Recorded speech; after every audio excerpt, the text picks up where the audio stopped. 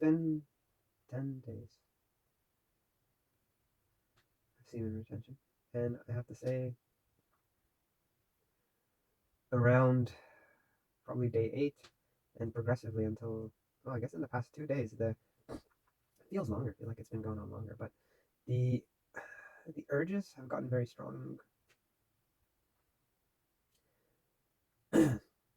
And as I mentioned in a previous recording, that the strength of the urge is, in I theorize that the strength of the urge is relative to the dissatisfaction, the level of dissatisfaction in one's life.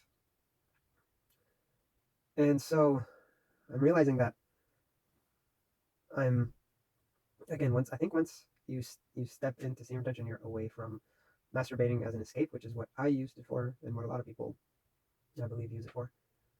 Um, you start to really see the state of your life, and at first it was good. I was kind of actually around, I would say around day 5 to 7, I had this like optimistic, I felt pretty good. Like I felt like my mood was pretty high. And then around, I think, yeah, around day 8, it was just kind of like, it dropped from a high mood to like, not a low mood, but to like, I was like, oh, I'm neutral now. It's almost not quite cynical, but as I normally am, quite cynical.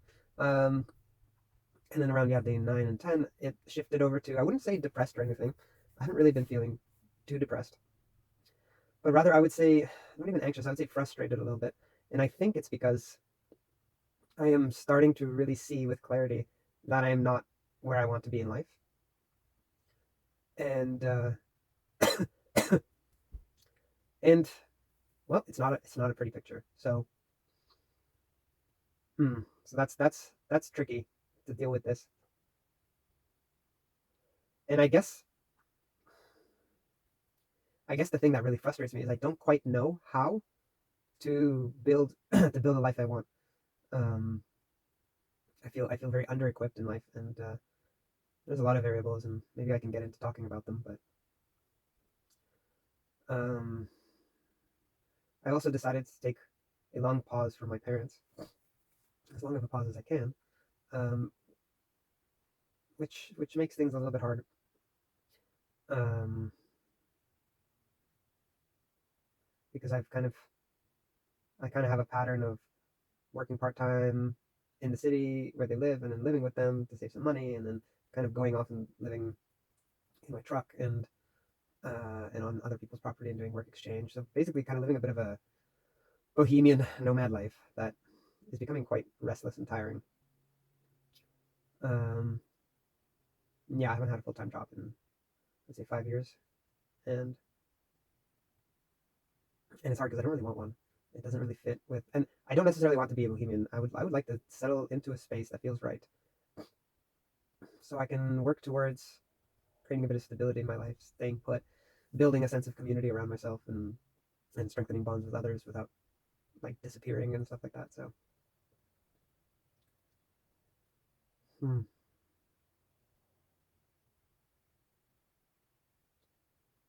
So I guess that's the picture of where I currently am in life, and it's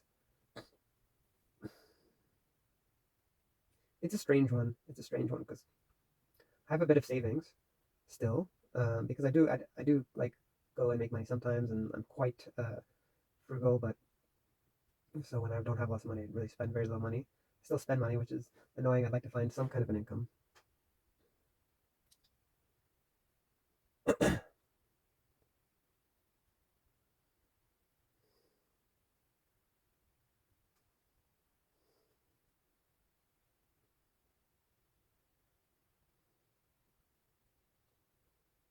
Yeah, I'm leaning into. It's very strange. I don't know.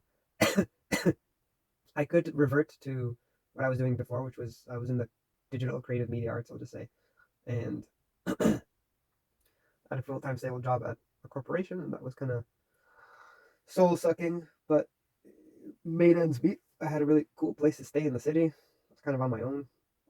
It was good in that way.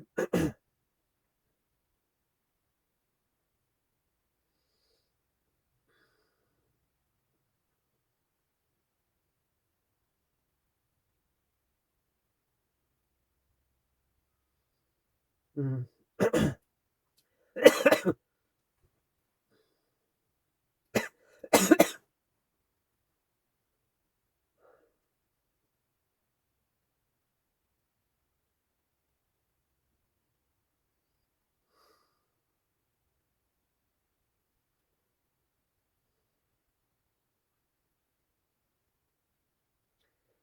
Anyway, I guess what I wanted to say was that the urges are stronger. Um, I do catch myself the more I consume mind-numbing content, which is YouTube Shorts and stuff like this. It's funny because before I could get away from Reels and like I don't have Instagram on my phone or Facebook. Sometimes I install Facebook on my phone because I want to browse Marketplace, and then the only reason I end up deleting is because Facebook's it's the same as Instagram, so they have the same reels and stuff, and so I end up scrolling Facebook Reels instead of browsing Marketplace, which is also a distraction because I really don't need anything right now. But I like I like window shopping in that way, so it's a type of a distraction. Kind of everything is a distraction, which is yeah.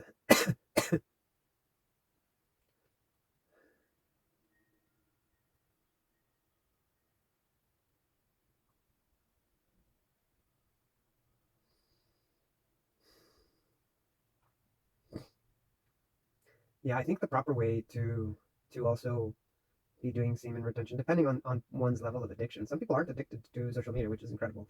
Like they have it, and then it just doesn't hold interest to them, which is great. I wish, but for me that was the case. But it does. But the thing is, I also I enjoy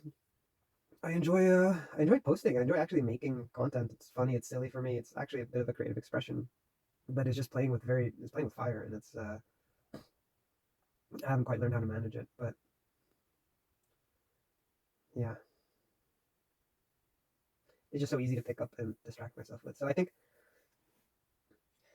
that part of the semen retention practice needs to be also not scrolling, because it really is um, still in this. I would say it's absolutely in the same realm as masturbating as scrolling on social media, and particularly the short form content, so reels, YouTube Shorts, all that stuff is basically just like a step down from masturbating, and